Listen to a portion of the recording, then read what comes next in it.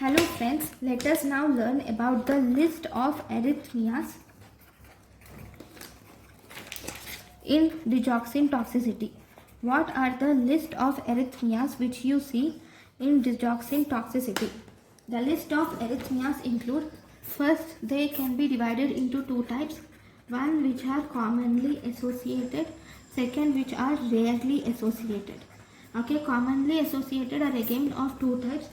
One we have atrial arrhythmias, second we have ventricular arrhythmias.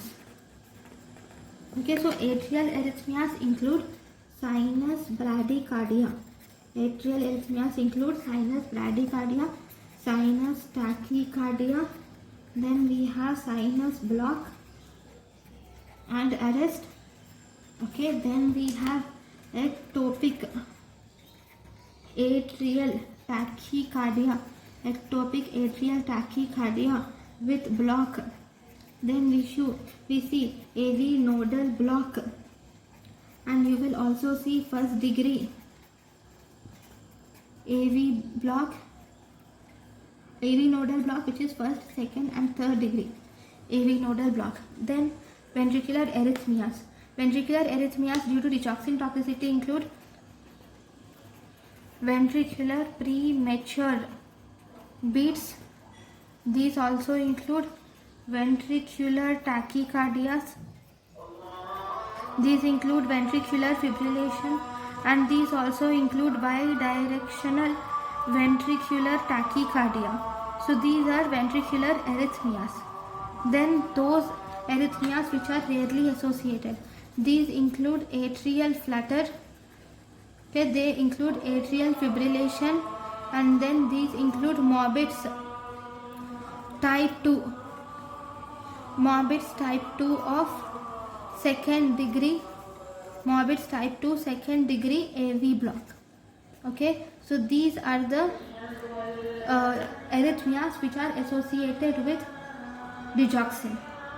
Right, digoxin does not just cause arrhythmias, it also causes other diseases, other side effects also. So let us now learn some side effects of chronic digitalis intoxication. There is some in chronic digitalis intoxication. This can be either insidious. Chronic digitalis intoxication can be insidious in origin, and it is associated with exacerbations in heart failure. You will see presence of weight loss, cachexia is seen. Then you will see presence of neuralgias.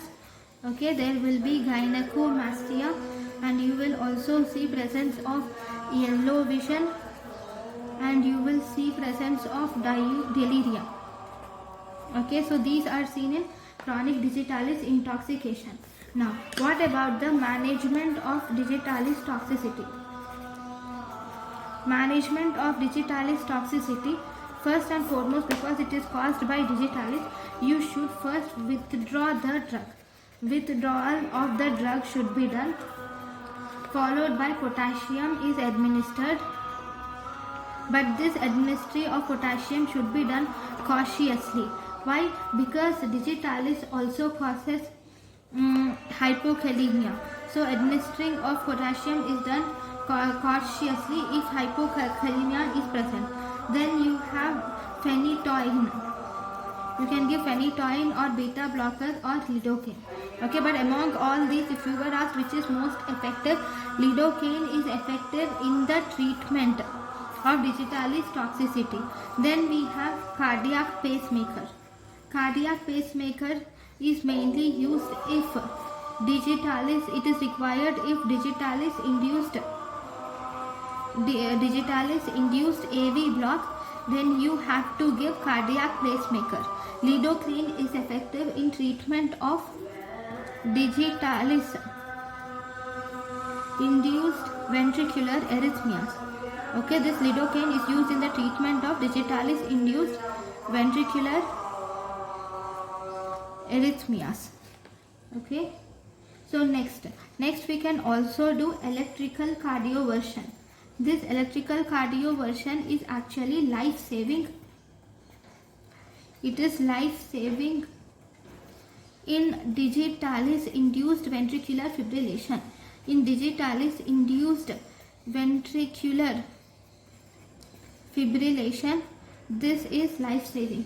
Then you can give FAB fragments or digitalis antibodies can also be given. These are given in severe intoxication. Okay, so this is about digitalis toxicity. Thank you for watching.